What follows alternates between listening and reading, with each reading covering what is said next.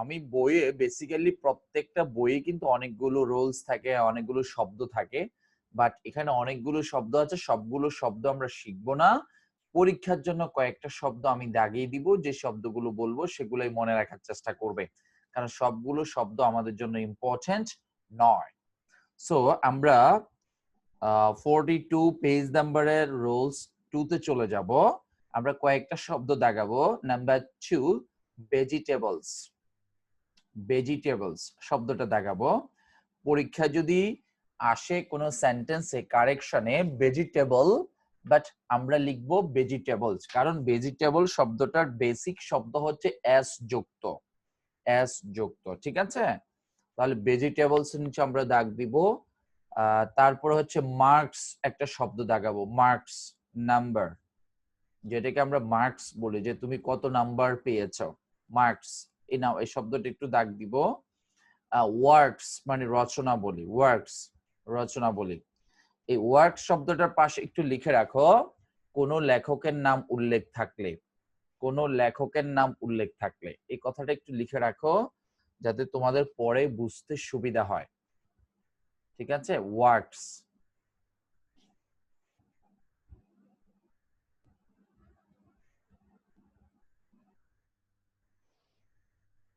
Works মানে রচনা বলি। এই শব্দটা ওয়ার্ক মানে কাজ, ওয়ার্কস মানে কাজগুলো, বাট এখানে ওয়ার্কস বলতে রচনা বলি হবে। কেন? কারণ এটা যদি কোনো লেখকের নামের সাথে ব্যবহৃত হয়, তাহলে আমরা ধরে নিব এই ওয়ার্কস শব্দের অর্থ হচ্ছে রচনা বলি। ওকে, আমরা এক্সাম্পল দেখলেই আমাদের বিষয়টা ক্লিয়ার হয়ে যাবে। আমরা একটু 3 নাম্বার লাইনে চলে যেতে চাচ্ছি, নাম্বার 3। নাম্বার 3 লাইনের শেষের দিকে দেখো স্পেকটেকলস একটা শব্দ দেওয়া আছে। স্পেকটেকলস মানে চশমা। স্পেকটেকলস মানে কি? চশমা। এই শব্দটা নিচে একটু সুন্দর করে দাগ দিয়ে আমরা কয়েকটা সেন্টেন্স নাম্বার লিখবো, কয়েকটা সেন্টেন্স নাম্বার লিখবো। সেন্টেন্স নাম্বার গুলো হচ্ছে 92, 96, 104, 104, 92, 96, 104। আমরা একটু পরে সেন্টেন্স গুলো প্র্যাকটিস করব কি দেওয়া আছে, বাট আমরা নাম্বার গুলো লিখে রাখি আগে, একটু পরে প্র্যাকটিস করব। 92, 96, 104, 104। তারপরে আমরা 4 নাম্বার লাইনে দুটা শব্দ দাগাবো, তিনটা। Out of shorts, out of shorts, out of shorts. তারপর হচ্ছে out of spirits, out of spirits, out of doors. আমার সাথে সাথে একটু বলো, out of shorts, out of spirits, out of doors. এই শব্দগুলোর সাথে সচরাচর পরীক্ষায় এস দেওয়া থাকে না, বাট আমাদেরকে এসটা দিতে হবে। এই স্পেকটেকল শব্দটাতেও এস দেওয়া থাকে না, আমাদেরকে দিতে হবে। ভেজিটেবল শব্দটাতেও এস দেওয়া থাকে না, আমাদেরকে দিতে হবে। মার্ক শব্দটাও এস দেওয়া থাকে না, আমাদের দিতে হবে। আর কোন লেখকের নামের পাশে যদি ওয়ার্ক শব্দটা থাকে, এই শব্দটাতেও এস দেওয়া থাকে না, আমাদেরকে দিতে হবে। আমরা একদম লাস্ট লাইনে একটা শব্দ দেখব, ক্যাটেল, CATTL, ক্যাটেল। ক্যাটেল শব্দের অর্থ হচ্ছে গৃহপালিত পশুর দল। একটু কষ্ট করে লিখে রাখো, ভেরি ইম্পর্টেন্ট, এটা জবের ক্ষেত্রেও আসে পরীক্ষায়। Cattle, CATTL, cattle, CATTL, cattle. Cattle শব্দের অর্থ হচ্ছে গৃহপালিত পশুর দল।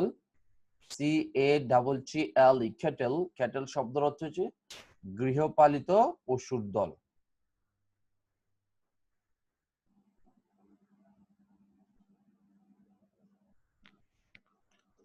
CATTL, cattle. ক্যাটেল শব্দের অর্থ হচ্ছে গৃহপালিত পশুর দল। আচ্ছা নাইমা, তুমি আমাদেরকে একটু আনসার গুলো একটু বলে, আচ্ছা তুমি তো পারবে এটা।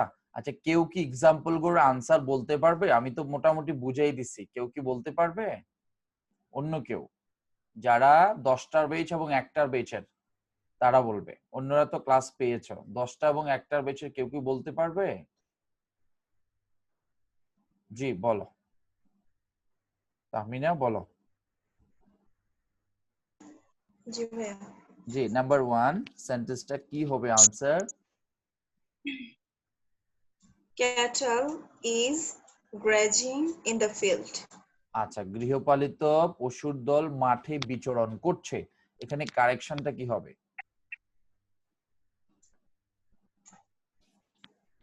কারেকশন ভাইয়া, এখানে ক্যাটল হবে। ওকে সরি, একটু আমি তোমাদের তো হয়তো রুলসটা বলিনি। এই শব্দগুলো প্লুরাল হিসাবে বসে, তাদের পরবর্তী ভার্বগুলো প্লুরালই হয়, এটা বলতে মনে ছিল না। তাদের পরবর্তী ভার্বগুলো কি হবে? প্লুরাল হবে যদি ভার্বের বিষয়টা আসে। আর শব্দগুলো যদি আসে, যদি এই শব্দগুলোর ব্যবহার আসে, তাহলে শব্দগুলোর সাথে আমরা এই ক্যাটেল ছাড়া বাকিগুলোর সাথে অ্যাস ব্যবহার করব। আর যদি আমাদের কোনো প্রিন্সিপাল ভার্ব সরি অক্সিলারি ভার্বে ব্যবহার আসে, তখন আমরা এগুলোকে প্লুরাল ধরে আমরা প্লুরাল ফর্ম ব্যবহার করব। তাহলে ক্যাটেলের পরে যে ইজ আছে এটা আর হবে, ক্যাটেল আর, ক্যাটেল আর হবে। আচ্ছা, তাহলে আর হবে ক্যাটল আর ক্যাটেল আর গ্রাজিং ইন দ্য ফিল্ড, গৃহপালিত পশুর দল মাঠে বিচরণ করছে। থ্যাংক ইউ, বিচরণ করে। Thank you. Next example. I have read the work of Tagore. Thakur. আচ্ছা, টাগর বলতে এখানে রবীন্দ্রনাথ ঠাকুরকে বোঝানো হচ্ছে। যেহেতু এই ওয়ার্ক শব্দটার সাথে একজন লেখকের নাম উল্লেখ পেয়েছি, সো আমাদেরকে বুঝতে হবে এই ওয়ার্ক দ্বারা কাজ বোঝাচ্ছে। কি কাজ? রবীন্দ্রনাথ ঠাকুরের কাজ। তার মানে রবীন্দ্রনাথ ঠাকুরের কাজগুলোকে আমরা কি বলতে পারি? রচনা বলতে পারি। রচনা বলি, রচনা বলি কি? তিনি যিনি লিখেছেন সেই সকল কার্যক্রমগুলোকে আমরা রচনা বলি নামে বলতে পারি। তাহলে শুদ্ধভাবে যদি আমরা এটা বলতে চাই, তাহলে আনসারটা হবে I have read the works of Tagore. Okay, তাহলে ওয়ার্ক শব্দটা কি হয়ে যাবে? ওয়ার্কস। ওয়ার্কস হবে। Thank you. Next example. I am fond of vegetable. I am fond of vegetable. আচ্ছা, যদিও শব্দটা আমরা যদি ফনেটিক্স এর ভাষায় বলতে চাই ভেজিটেবল, ভেজিটেবল আমরা ভেজিটেবল বলি। যাই হোক, ভেজিটেবল আমরা সেটা যাচ্ছি না। আমি স্পোকেন যদি আমি শিখাই এবং তোমরা যদি কি স্পোকেনের ক্লাস করো, then I will try to use the appropriate phonetics or some of the important words which is used in our daily languages. আমরা প্রতিনিয়ত যে সমস্ত শব্দগুলো আমরা ব্যবহার করি সেটার স্ট্যান্ডার্ড ফরম্যাটটা আমরা ব্যবহার করার চেষ্টা করব।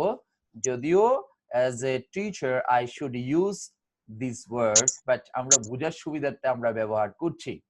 আমরা ভেজিটেবলই বলবো। যাই হোক, তোমরা অনেকেই ভেজিটেবলই বলো। তো এখানে একটা এস ব্যবহার করতে হবে, এস। জি ভাইয়া। Thank you. Next example.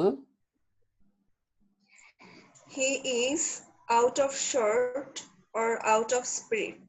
Out of spirit, এখানে দুইটা শব্দের ব্যবহার আসছে। এখন যেটাই আসুক না কেন, আমরা এখানে কি অ্যাড করব? দুইটা শব্দের সাথে করতে হবে, এস যোগ করতে হবে। তাহলে আউট অফ শর্ট হয়ে যাবে আউট অফ শর্টস, আর আউট অফ স্পিরিট হয়ে যাবে আউট অফ স্পিরিটস। আচ্ছা, লিখে ফেলো, তুমি লিখে ফেলো। shirts or out of spirits.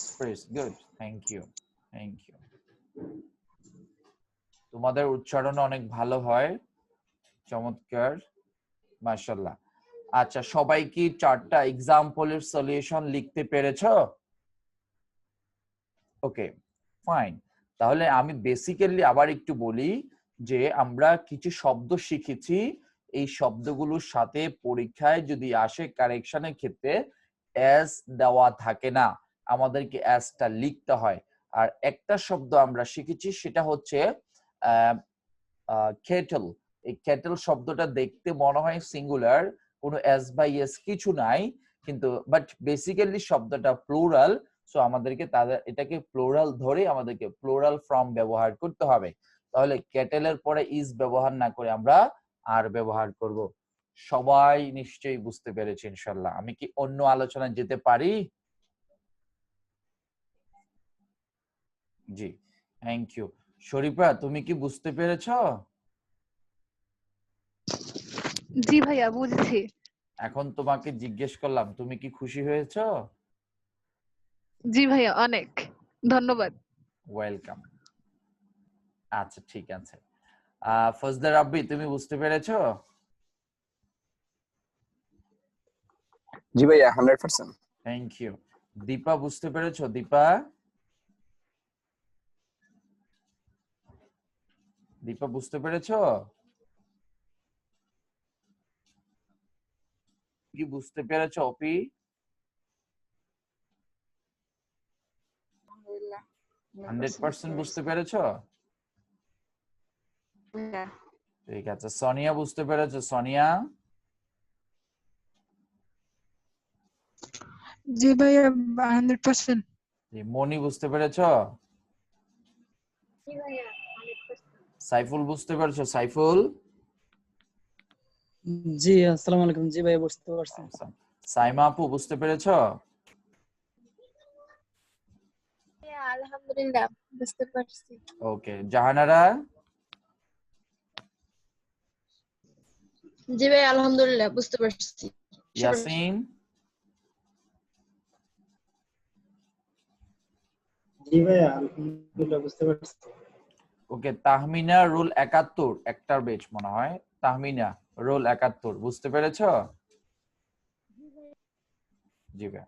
Naima 10টার বেচ বুঝতে পেরেছো ভাইয়া? জি ভাইয়া বুঝতে পারছি। গুড। রবিউল, এমডি রবিউল্লাহ বুঝতে পেরেছো? জি ভাইয়া বুঝতে পারছি।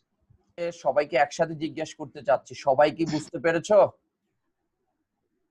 কারো কোনো কোশ্চেন থাকলে কোশ্চেন রেজ হ্যান্ড করতে পারো, মোবাইল টাচ করতে পারো। যেহেতু কারো কোনো কোশ্চেন নাই, সো আমরা নেক্সট এক্সাম্পলে যেতে পারি।